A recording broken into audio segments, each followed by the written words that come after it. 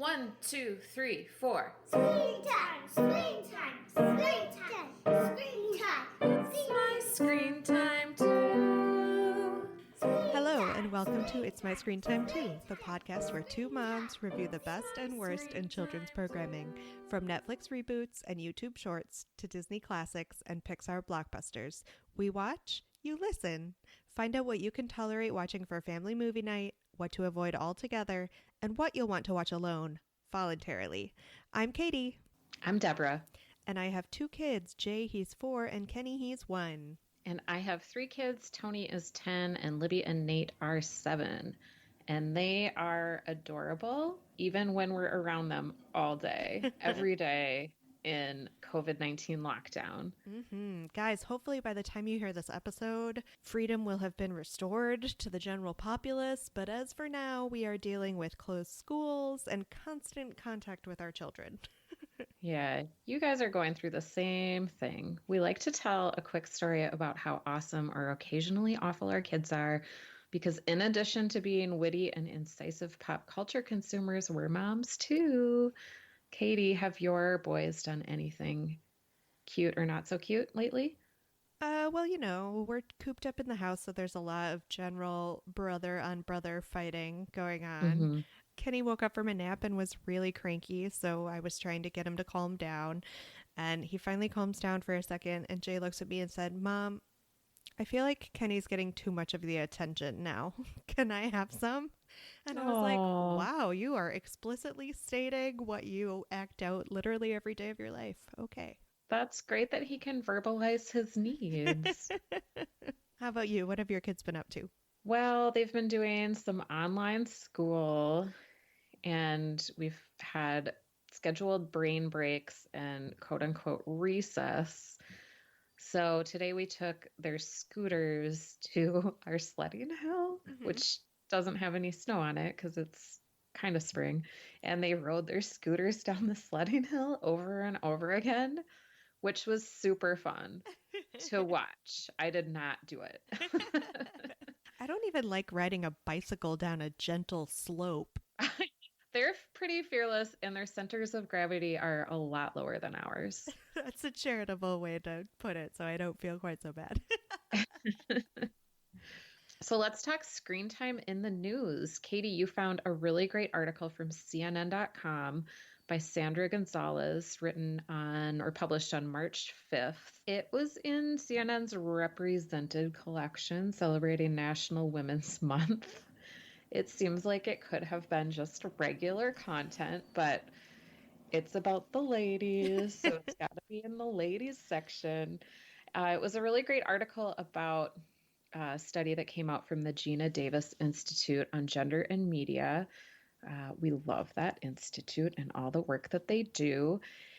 And they compared 2019 to 2007. And in 2007, just 24% of family films had female characters in lead roles, less than a quarter.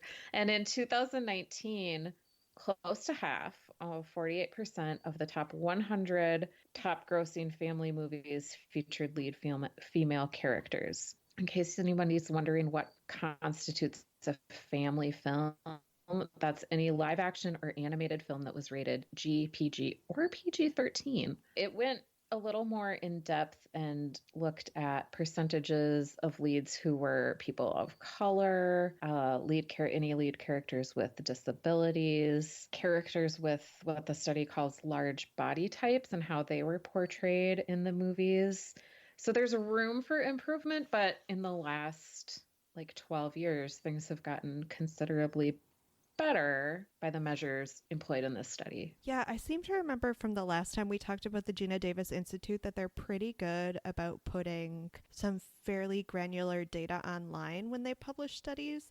So I'm kind of curious to go and see among that 48% of movies, how many were solely led by female leads and how many were there's a female and a male in lead roles in the same movie. That's a good question. Because just hearing those positive strides, and like being a human in the world.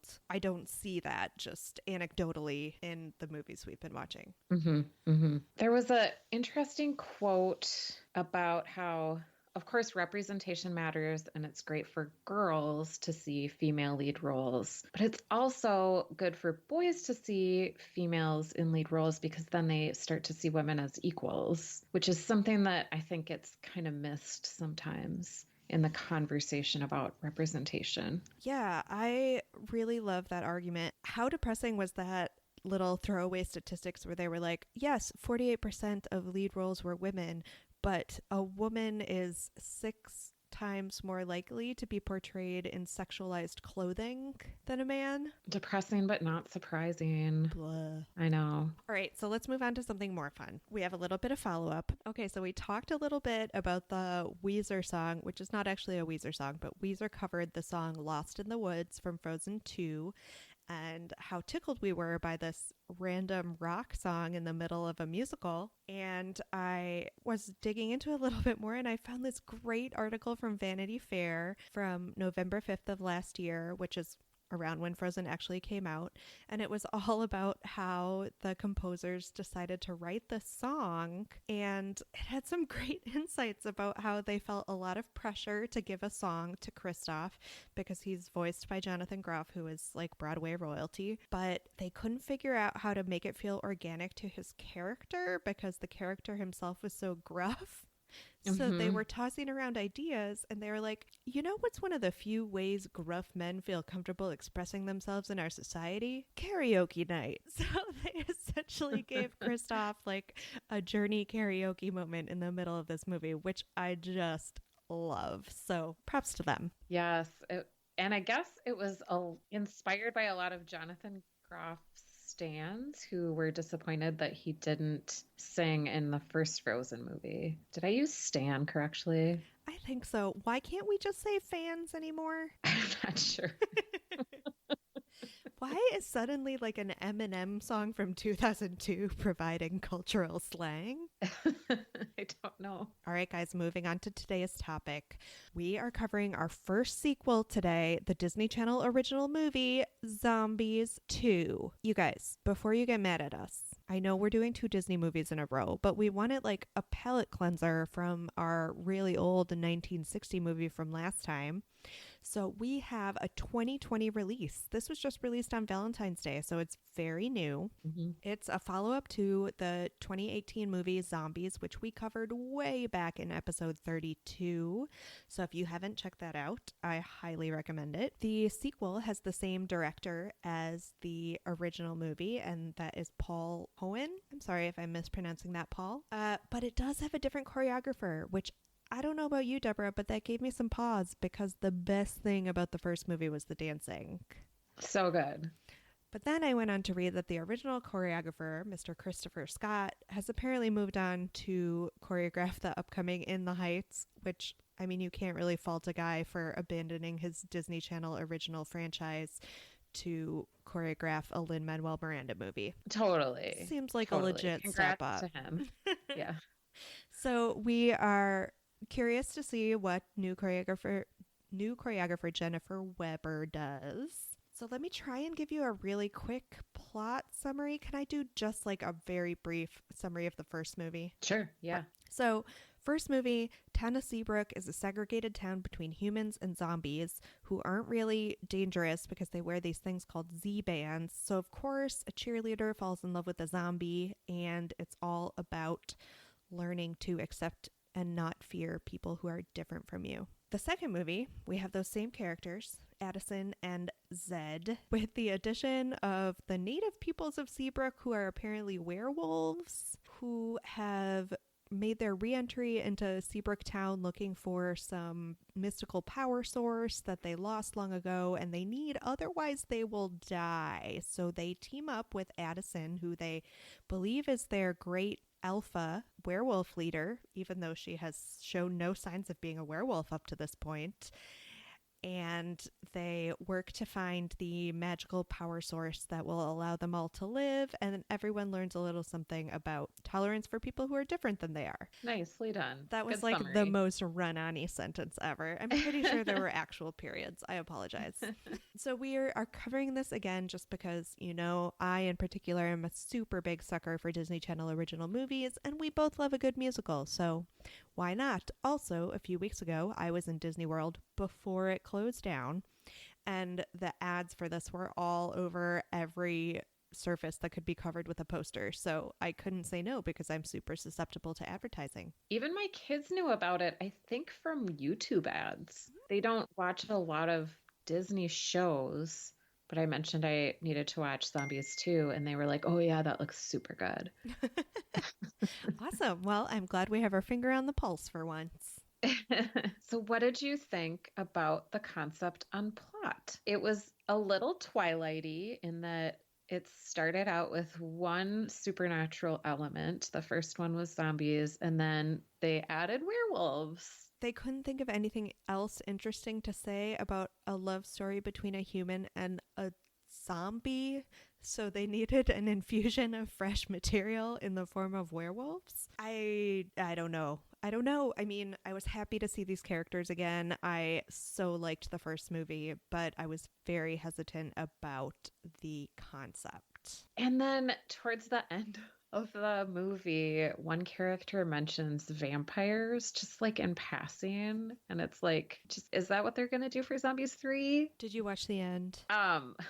I zoned out during the end. It's not going to be vampires. It's going to be aliens. Oh, okay. I missed it. Just to prove how not Twilight they are. So the message of the first movie was against prejudice. Zombies aren't bad just because they look different from everybody else. So the message of this one is a little hard to pin down. Is it kids can make the change the future needs? Is it encouraging budding activists? Where do you think we fall here? I mean, I like to think because towards the end of the movie, when the three different groups of kids, the humans, the zombies, and the werewolves, all kind of band together to save this magical power source, it feels a little bit like the future is ours, you grown-ups who don't get anything sort of moment. I guess I would like to think that's the message they're striving for, but that came in way at the end. And then they spent a significant amount of time with Addison, who is trying to figure out her place in the world. She's not a zombie, obviously, so she thinks that maybe she could be a werewolf. And the end message seems to be you should just be okay with who you are, which is a fine message, but it was kind of all over the place for me. I wanted her to be a werewolf super bad because I thought it was going in a like eventually you will find your people type of direction. Like it seemed like until the werewolves showed up and did her hair up all fantastic, she didn't even know what she was missing. Kind of like when we applied to library school and we went to library school and like found all these awesome people who wanted to be in like a semi-academic, semi-helper profession and liked to read books. Oh, the werewolves could have been her librarians. I thought it was going in like a it gets better campaign type of direction, but it didn't. There was also this weird subplot with the Z bands where, oh gosh, it's not Zoe. What is the name of the activist zombie girl? Ugh, I don't know. Okay, so Zed's friend, activist zombie girl, says that she thinks that the zombies have evolved past needing their Z bands. So there are brief moments when it makes it seem like they're gonna decide to just go full zombie and, keeping with the theme of the movie, accept themselves as how they are, but they don't pull the trigger on that one either. And they shouldn't. When they take off the Z-bands or like half remove the Z-bands, they're frightening. Also, they eat brains. Well, we're talking about zombies. Can we just step back and talk about the werewolves for a second? Because these are not werewolves. These are the ultimate, I don't know, tween dream of what a werewolf is. But can we just agree on the basic concept of a werewolf? A werewolf is a person who has been usually bitten by a werewolf, who walks around like a person most of the time, but when there's a full moon, turns into an extremely dangerous, bloodthirsty wolf. Right. I thought that was pretty pretty clear. Mm-hmm. These werewolves are just punk rock teenagers? With big, sharp canines. Yes, and glowing eyes and fingernails that function as claws. Mm-hmm. But there's never any transformation into more of a wolf form. There's never any explanation as to how they became wolves. It appears that there are baby wolves and adult wolves, although we don't really see the adults. So I guess you're just a werewolf from birth. I don't know. It was a problematic representation of werewolves to me. Mm-hmm. For sure. Were you expecting more of a teen wolf type situation? Yeah. Transformation? Yeah, exactly. And I know that the makeup related in transforming a person to a werewolf is notoriously tricky, and it's a TV movie after all. They probably don't have the budget to do any of that realistically. But it's like they just decided to call these people werewolves, and they could have been literally anything, like tree spirits, which would have made more sense. Right. And in the very beginning of the movie, they give some background. And before Seabrook was even a town, there were like creatures living in the woods, scary, dangerous creatures. Not to bring up Frozen 2 again, but Frozen 2 and this movie both have plots that deal with showing respect to indigenous populations. So the werewolves are like the indigenous population here because they were there first and they were displaced by the settlers of Seabrook, but they're not like coded in that way. They're not coded as Native Americans. I don't know. It just seems really half baked. And there were so many avenues that I felt like they could have gone down. Like when Addison thought she might be a werewolf, there was almost a little love triangle thing between her and Wyatt, the head werewolf boy, and Zed, but they dropped that real quick. Mm-hmm. I don't know how these movies that show on the Disney Channel are made. I don't know if they come out of a writer's room or if they come out of like one person who writes a screenplay and then it gets doctored up by another person. I don't know. I just imagined that they sprung fully formed from Mickey Mouse's head. Don't crush my dreams. But it seems like, have you ever written like a communication for like a place you work and then you've got to run it by like your boss? And then they've got to run it by like their boss. Mm-hmm. And then what ends up going out is just like the worst thing you've ever seen in your life because so many fingers were on it. Yes, this script does seem to have a lot of fingerprints for sure. That's probably true. Ultimately, it's a movie about a cheerleader and a zombie. You don't need to overcomplicate things. Yeah, just like fun songs and good dancing is what we're here for. Yes. Right? So speaking of the cheerleaders, Bucky is back. He was one of my favorite characters. He's like a super peppy, but just like a jerk personality. So politics is very much in the zeitgeist and on my brain. So did the race for class president between Bucky and Zed, and also the race for cheer captain between Addison and the ACs, like these three other cheerleaders. Did it resonate with you in light of current politics? I mean, I know this sounds bonkers, guys. We're talking about werewolves. We're talking about indigenous populations. We're talking about Z-bands. We're talking about magical stones that live underground. We're talking about angsty teenage girls. And now we're throwing in some political races. This movie's got everything, and not necessarily in a good way. Yeah, it did definitely resonate with me because you had these two main candidates for class president, and neither of them were pursuing the job for at all altruistic reasons. Bucky just wants to be like big man on campus, and Zed just wants to be able to take his girlfriend to the prom, which is their version of the prom because their school mascot is the mighty shrimp, and they do not let you forget it. And Addison doesn't even want Zed to win. Yeah. Because for quite a long time, she wants to be cheer captain. And so if Bucky wins the election, then she gets to be cheer captain. If Zed wins, she still has to play second fiddle to Bucky. But they essentially, again, just drop all this at the end of the movie for their rah rah kids can save the world moment, which again, I loved.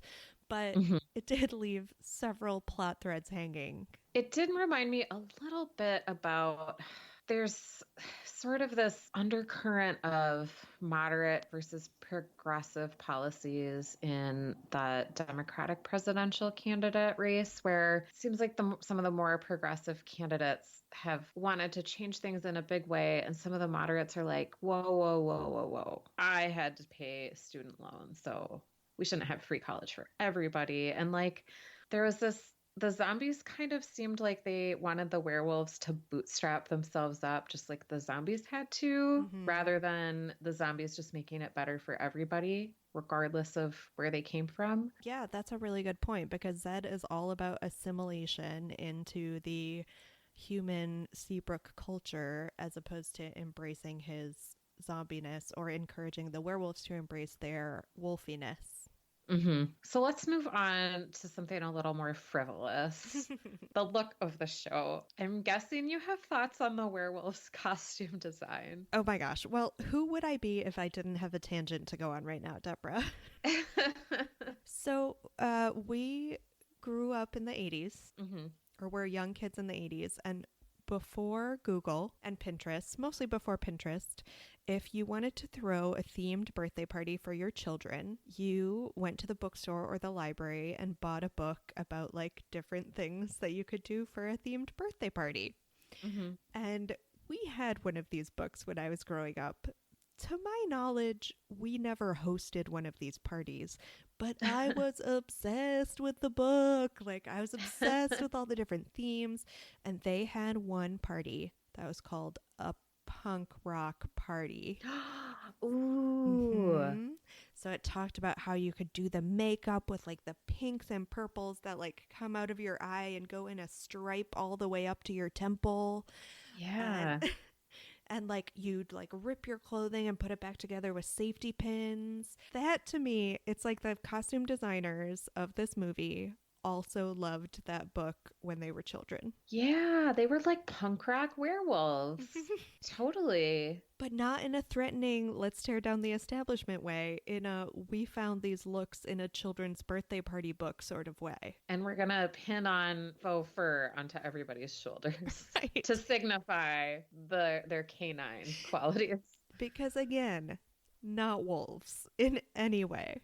Oh, except for one hilarious character that ate someone's homework. That was a funny scene. Yeah. That was What did you think of the punk rock costume design? I liked their hair. One of the another signifier is they all had like a white streak in their hair, and that's why they think Addison is their alpha because she has a head full of white platinum blonde hair. So I did like the hair. Overall though, I was expecting Teen Wolf and it did not deliver. No. They were not hirsute in the way that Michael J. Fox was. And just like a very brief side note, did it look to you like they toned down the zombiness of the zombies? Oh, yeah. Yeah. Because they had like their eyes were more sunken. And their hair was bright, like a brighter green. It hmm just looked like brown. hmm Zed's dad, in particular, he works at the Seabrook power plant now. So he's wearing like a different uniform, but he just looks sickly. Like he does not look like a zombie anymore. No, like he has a mild case of jaundice or something. Yeah. Did you have thoughts on any of the other characters or cast? I still found the lead couple very charming. hmm I like them both quite a bit. I was never quite as Team Bucky as you were, but hmm he was still giving it his all. hmm As far as the newly introduced werewolves, they all have names that start with W, just like the zombies all have names that start with Z. hmm The one that ate the homework and was the most dog-like was called Willow, and I quite liked that character and the girl who played her for just going full werewolf, I guess, or full doggy werewolf. Did anyone stand out to you? Not in particular the nice cheerleader friend of Addison. I Mm-hmm. like her Mm-hmm. character and the actress who plays her. I nobody was really a standout, I guess. I have to walk that back. Okay. So the principal of the school was present in the first movie, and she was just kind of mean because she was trying to follow the zombie laws and keep the zombies away from the kids. But in the second movie, they've really leaned into her as a really lonely woman who would even like to have like high school kids as friends. Mm-hmm. Kind of in a similar way to the first movie, they had the coach play that role, but they kind of sidelined the coach in this movie. Mm-hmm. So, like during the debates for class president, like Bucky gives her a high five and she's like crowing to the whole school, "That was a high five." That Mm-hmm. was great. If you're school president, you get to hang out with me all the time. It'll be so fun. Like I like that that little extra air of desperation they added to her. I guess I just love it when people with tertiary characters give it their all. Mm-hmm. Yeah, she was funny. What did you think about the musical elements, the songs and the choreography? On the whole, I thought that the choreography was as good as the first for the Mm-hmm. most part, except for the opening number. Okay. All right, so it takes place kind of split between Seabrook, where Zed is, and Cheer Camp, where Addison is. So half the choreography is kind of the similar hip hop moves that we were used to from the first movie. The other half is more cheer inflected, and the cheer side of things just really fell flat to me. I don't know what the thought was going into that dancing, but it wasn't cheer enough and it wasn't hip hop enough. And they replaced, because in the first movie they had these wonderful trampoline floors for one number and they did some Mm-hmm. amazing stunts. And in this opening number, they had like weird bouncy tight ropes that they kind of had people dancing on, and it was not nearly as compelling or as interesting looking. I don't know. I was really worried after that opening number. It felt satisfactory. I enjoyed the choreography. I enjoyed the songs. Nothing stood out to me. Like, remember how I was fooled by the trampoline in Mm-hmm. the floor Mm-hmm. when we watched the last So one? was I. So was I. I thought I thought the songs were good, not quite on par with like Descendants songs. Have you watched or listened to the Descendants soundtracks? I haven't. I am aware that that is like the Disney movie trilogy to beat at this point. Ah, the songs are really, really catchy, Mm-hmm. super poppy in a good way. Were you able to compare this to any adult movies or TV shows? First, I was thinking about the Netflix show with Gwyneth Paltrow, where the guy from Dear Evan Hansen is running for class president. The first thing I thought was the Goop Lab. Oh no. I only watched like half of the first episode, so just because it has a class selection. But then, so I finished the movie, Zombies 2, and then I've been really enjoying High Maintenance on HBO. Mm-hmm.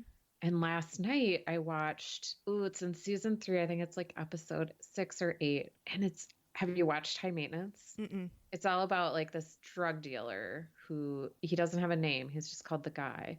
So the guy has this like very casual love interest who's a babysitter for a really dysfunctional family. The mother is gone.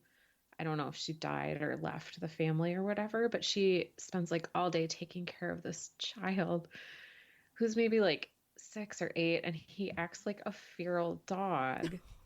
And he never breaks character. So what you're saying is better werewolf than the werewolves in this movie. Absolutely. If you're looking for a real depiction of a human acting like a dog, you've got to see that High Maintenance episode. I love it. Were you able to compare it to anything? I was, but I am suddenly having a brain fart and forgetting the name. Okay, so it was originally a British series, and I think they had an American remake of it at some point, but it was like, what if a werewolf, a ghost, and a vampire lived together in an apartment? And they were all, of course, like sexy, beautiful 20-somethings. Okay. Oh, that's funny.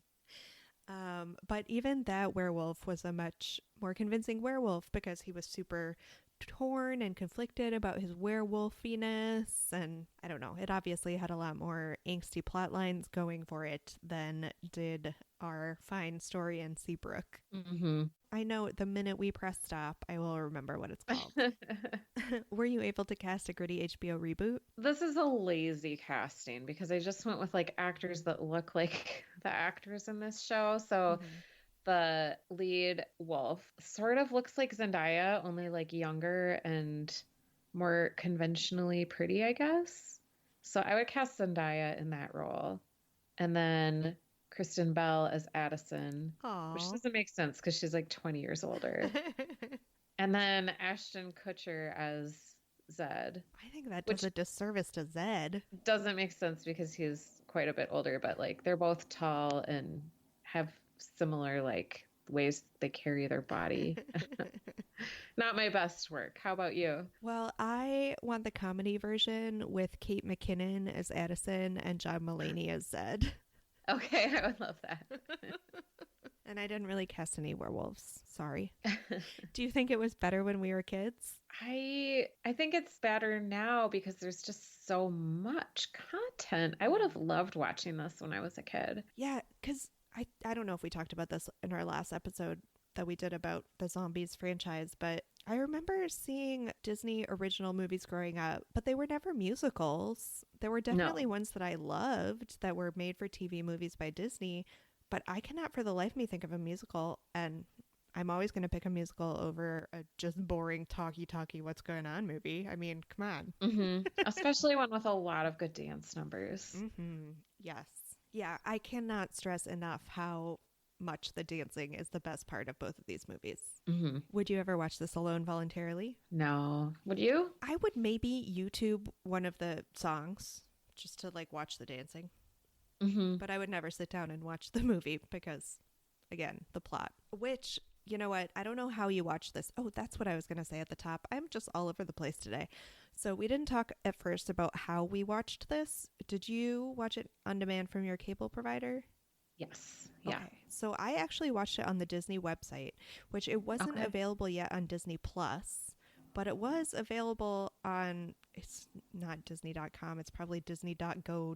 something, I don't know, on the Disney website. That's confusing to me though, because to me, a consumer like Disney is Disney is Disney. And if Yeah. I'm paying for Disney Plus, everything should be on Disney Plus. But Exactly. I mean, it comes back to what we talked about last week in our Screen Time in the News about how Disney is negotiating the release of Disney Plus and what goes there. Because to me, yeah, I was shocked too that I couldn't find it on Disney Plus. I guess they still want you to be paying for cable as well to get some of their content. So they want your money twice, which honestly is not shocking to me at all. Right. They're a very successful company. 10 seconds on whether this is good for our kids. I think it's fine. I think it's a little scary in parts for younger viewers, but I think it's campy. It's fun. Yeah, the How about you? zombies, except for those very brief moments, are never threatening. And again, the werewolves, never scary. Never wolves. I watched a bit of it with Jay before he got bored, and he was so into the dance sequences. He was like jumping off of furniture and like kicking around and doing his best little 4-year-old hip hop, and it was adorable. Cute. Ratings? You were just on our website. Did you see what we gave the first one? No. I really We'll have should to have looked. compare after this. Yeah. Because it was obviously not as good as the first one, but I was still pretty much in the bag for it for the dancing alone. So I would have to give it at least a 4. Yeah, I was thinking 3.5. Yeah. Because plot, but dancing, awesome. So Well, thank you for listening to this episode of It's My Screen Time Too. Please rate and review us on Apple Podcasts or wherever you get your podcasts. Check out our website at myscreentime2.com.